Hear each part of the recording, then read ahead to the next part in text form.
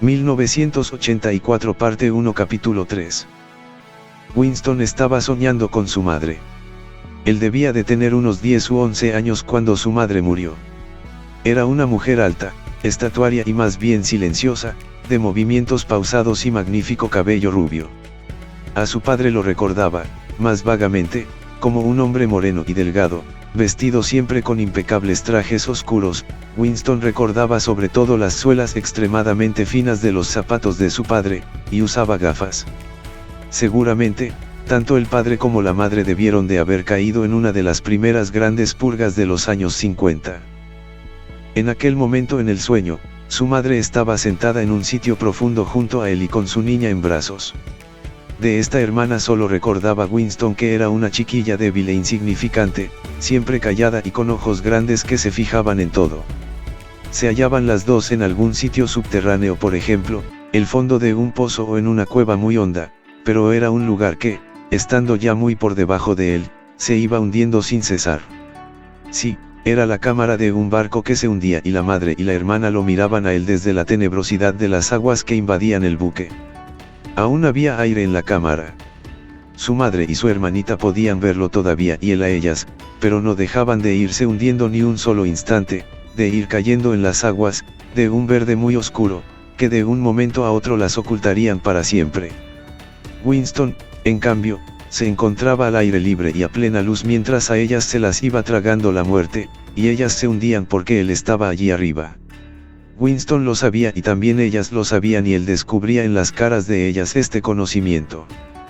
Pero la expresión de las dos no le reprochaba nada ni sus corazones tampoco, él lo sabía, y solo se transparentaba la convicción de que ellas morían para que él pudiera seguir viviendo allá arriba y que esto formaba parte del orden inevitable de las cosas. No podía recordar qué había ocurrido, pero mientras soñaba estaba seguro de que, de un modo u otro, las vidas de su madre y su hermana fueron sacrificadas para que él viviera.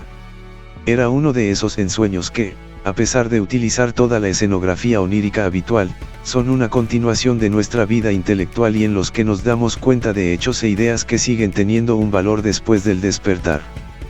Pero lo que de pronto sobresaltó a Winston, al pensar luego en lo que había soñado, fue que la muerte de su madre, ocurrida 30 años antes, había sido trágica y dolorosa de un modo que ya no era posible.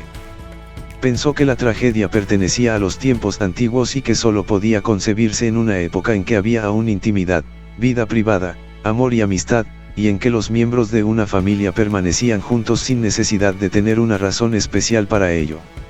El recuerdo de su madre le torturaba porque había muerto amándole cuando él era demasiado joven y egoísta para devolverle ese cariño y porque de alguna manera, no recordaba cómo, se había sacrificado a un concepto de la lealtad que era privatísimo e inalterable. Bien comprendía Winston que esas cosas no podían suceder ahora. Lo que ahora había era miedo, odio y dolor físico, pero no emociones dignas ni penas profundas y complejas. Todo esto lo había visto, soñando, en los ojos de su madre y su hermanita, que lo miraban a él a través de las aguas verde oscuras, a una inmensa profundidad y sin dejar de hundirse. De pronto, se vio de pie sobre el césped en una tarde de verano en que los rayos oblicuos del sol doraban la corta hierba.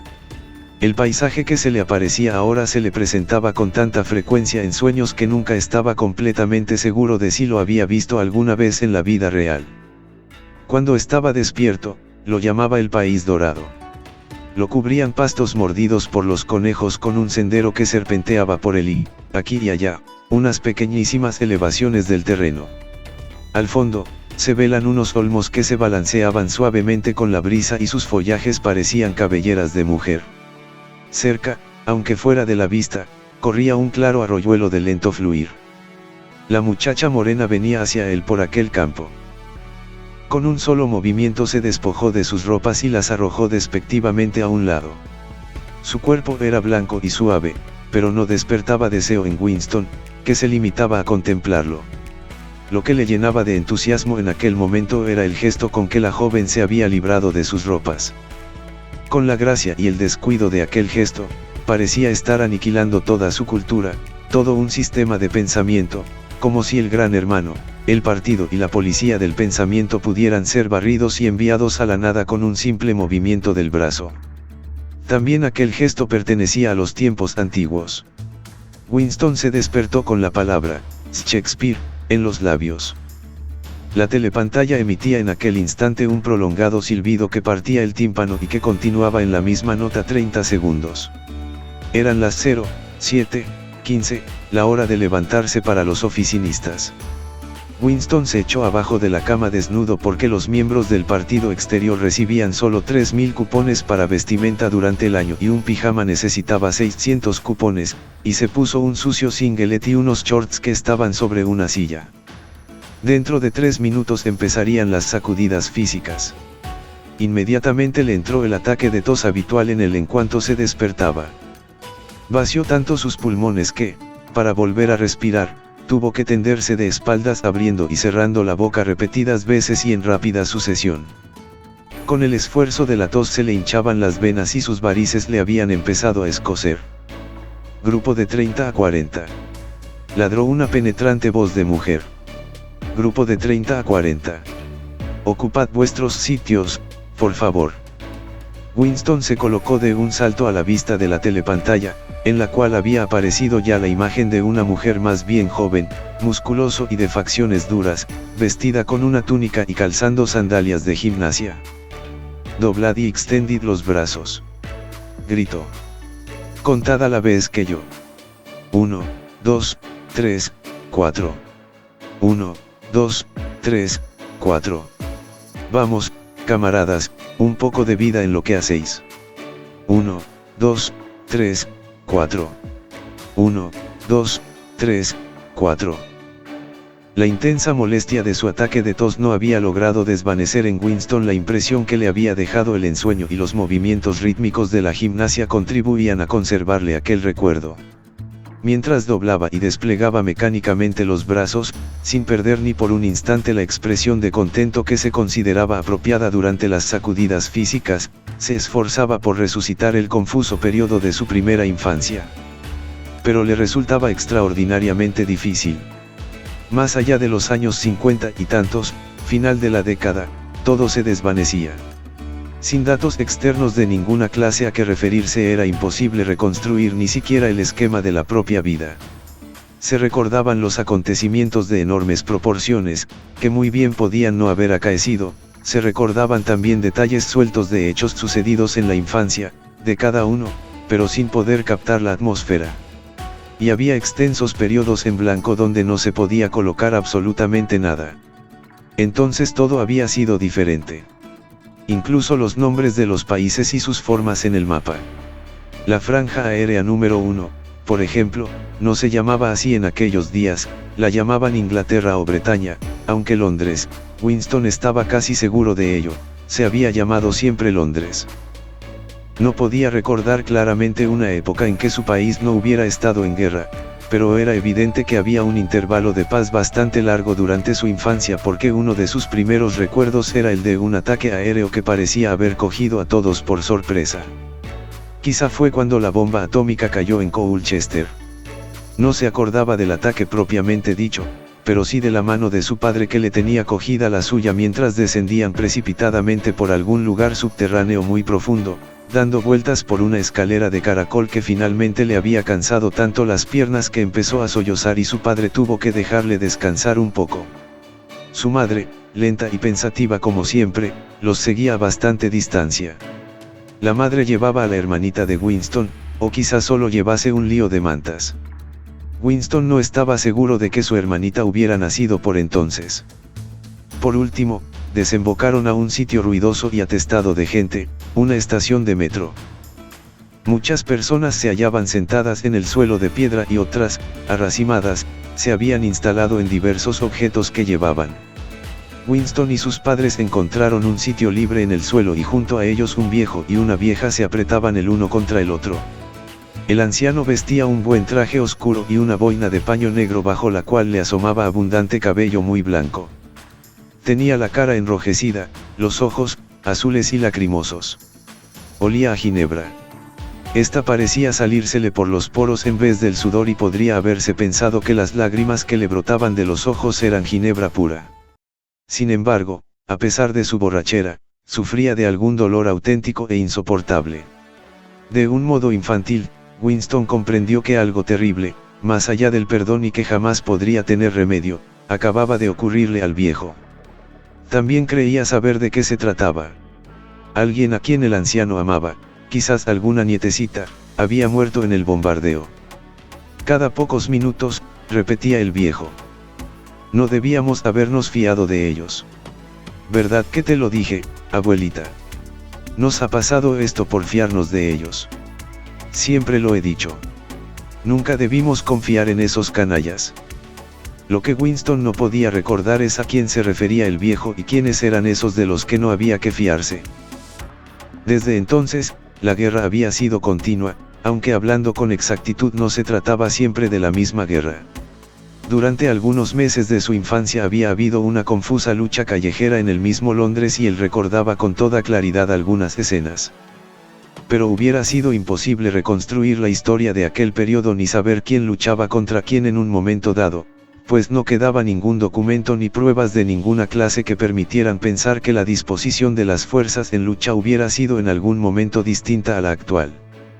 Por ejemplo, en este momento, en 1984, si es que efectivamente era 1984, Oceanía estaba en guerra con Euroasia y era aliada de Asia Oriental.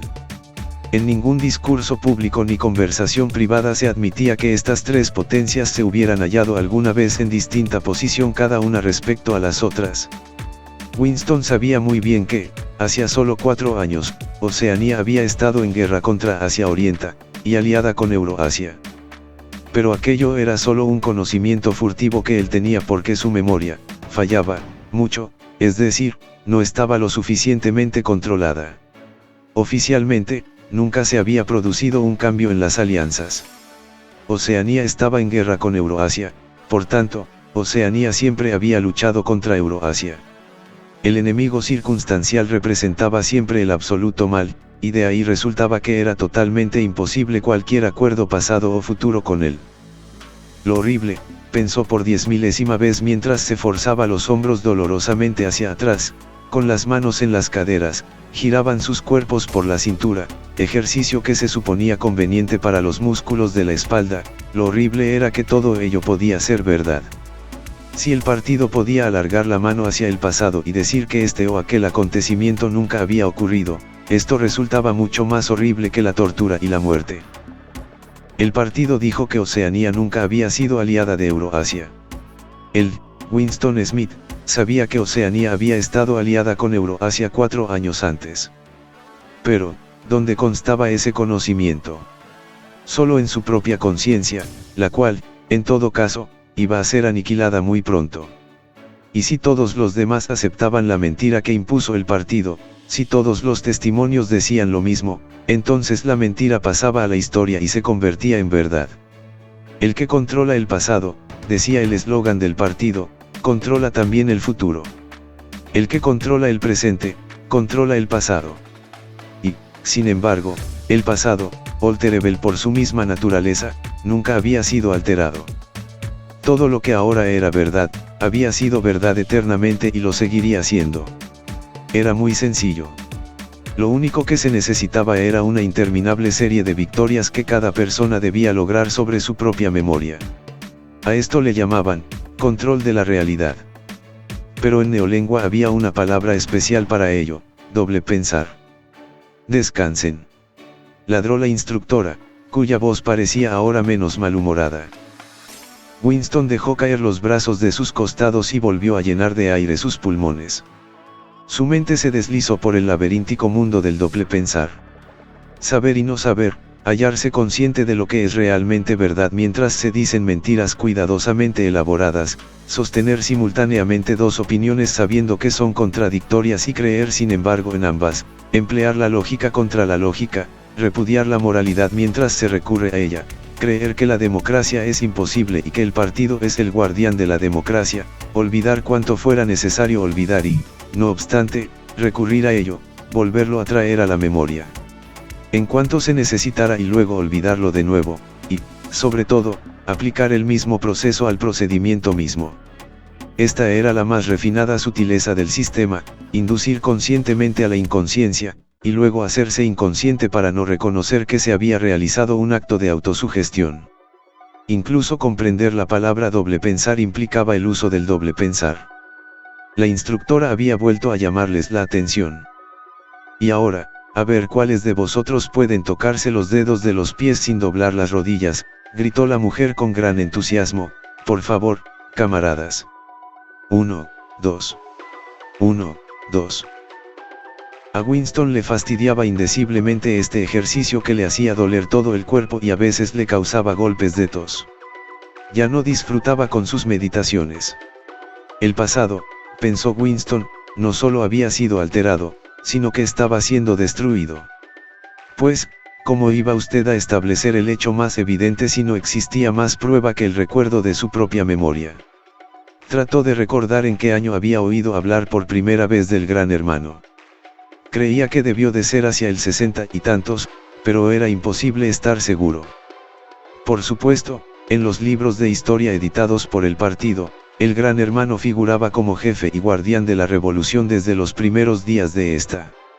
Sus hazañas habían ido retrocediendo en el tiempo cada vez más y ya se extendían hasta el mundo fabuloso de los años 40 y 30 cuando los capitalistas, con sus extraños sombreros cilíndricos, cruzaban todavía por las calles de Londres en relucientes automóviles o en coches de caballos, pues aún quedaban vehículos de estos, con lados de cristal.